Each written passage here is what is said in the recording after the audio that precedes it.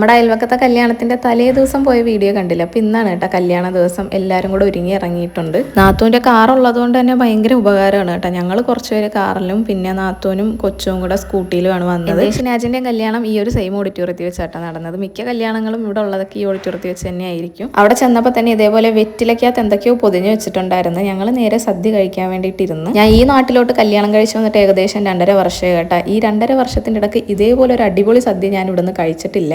Variety സദ്യയായിരുന്നു കേട്ടോ. മാമ്പഴ പുളിശ്ശേരിയും പിന്നെ മുളക് വറുത്തതൊക്കെ ഉണ്ടായിരുന്നു. എന്തായാലും വയറ് നിറച്ചാണ് കഴിച്ചത് അവിടുന്ന്. കൊച്ചൂന് ഷിനാജിന് സദ്യയോട് വലിയ താല്പര്യമില്ലാത്തതുകൊണ്ട് അവർ വേഗം കഴിച്ചെണീറ്റ്. ഞങ്ങൾ കുറച്ച് ടൈം എടുത്തു കേട്ടോ. ഉമ്മ ആണെങ്കിൽ ഈ വെറ്റിലേ പൊതിഞ്ഞ സാധനം വാങ്ങിച്ച് കഴിക്കുന്നുണ്ടായിരുന്നു.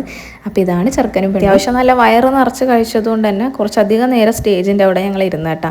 എന്നിട്ടാണ് നേരെ പിന്നെ തിരിച്ച് വീട്ടിലേക്ക് പോയി. വീട്ടിൽ പോയത് ഞങ്ങൾക്കൊക്കെ ഡ്രസ്സ് മാറാൻ വേണ്ടിയിട്ടാണ്.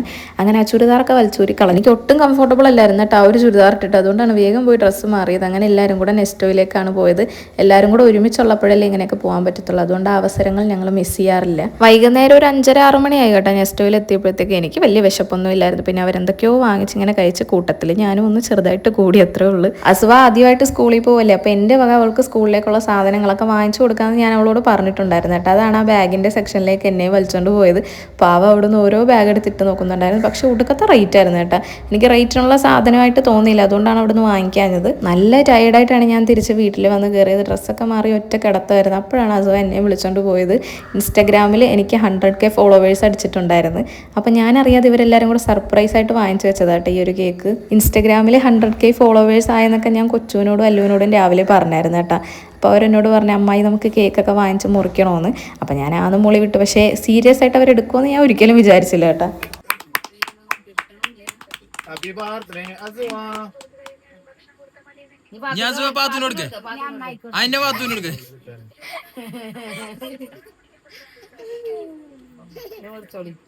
യൂട്യൂബിൽ എനിക്ക് 150K സബ്സ്ക്രൈബേഴ്സ് അടിച്ചപ്പോൾ ഞാൻ വീട്ടിലായിരുന്നു കേട്ടോ. ആ ടൈമിൽ ഞങ്ങൾ വാങ്ങിച്ച് മുറിച്ചൊരു കേക്കാണ്. സത്യം പറഞ്ഞാൽ ഞാൻ ഈ വീഡിയോ ഇടാൻ തന്നെ മറന്നുപോയി കേട്ടോ.